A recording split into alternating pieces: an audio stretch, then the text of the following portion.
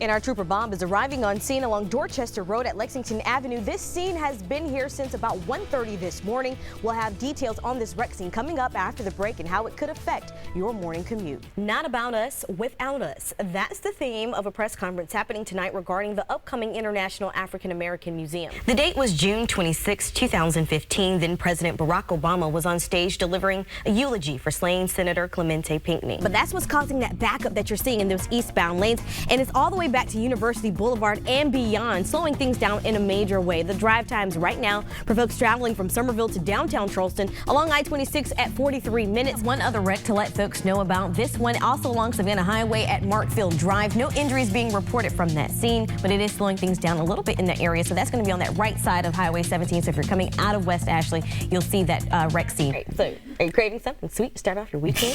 Today might be your lucky day. That's right. Erica Lunsford joins us there live with the security upgrade students and staffers can expect to see. Just into the newsroom, we have a very important topic that we need to discuss with you all. It's gaining a lot of buzz currently on our Facebook page, on my Facebook page as well. We're currently live on Facebook. Do you put salt on your watermelon? And if you do, why? Important stuff here. Also happening today, flags at the state capitol will be flown at half staff. We're going to send things out now to Trooper Bob, the only traffic tracker live on the roads with you all every single morning. Bob, you're still at that fire scene in Mount Pleasant. The fire is out, but traffic is continuing to flow smoothly in that area, correct? Right now, a 5th grade student is suspended, but further punishment is still up in the air. We have a lot of new people coming in, but the older people, very few.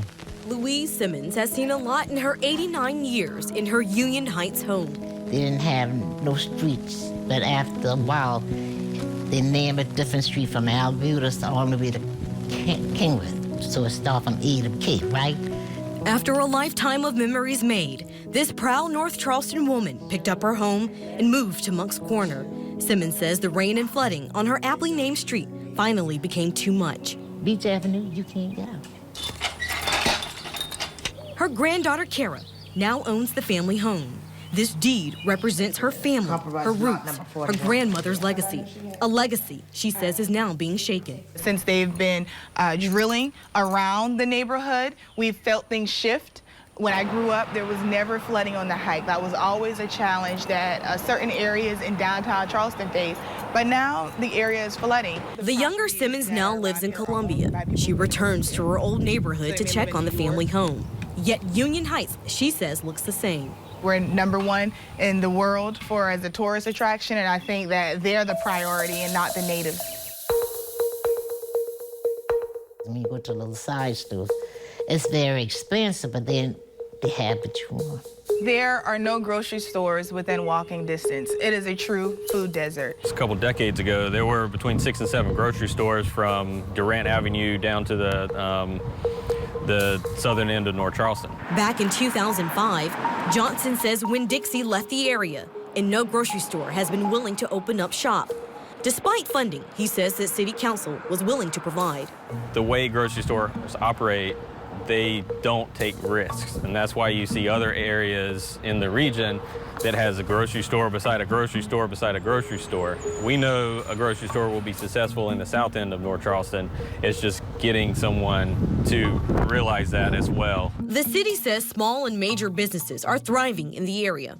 In North Charleston, we believe that we are one of the economic hubs of the state of South Carolina. We have major industries from aeronautics to automotive, technology, everything in between. Attracting thousands. Yet according to the Charleston Area Justice Ministry, North Charleston has an eviction rate of 16.5%, the highest of any large city in the nation. Are there any action items in place to make sure that your native North Charlestonians can maintain their residency here in this area?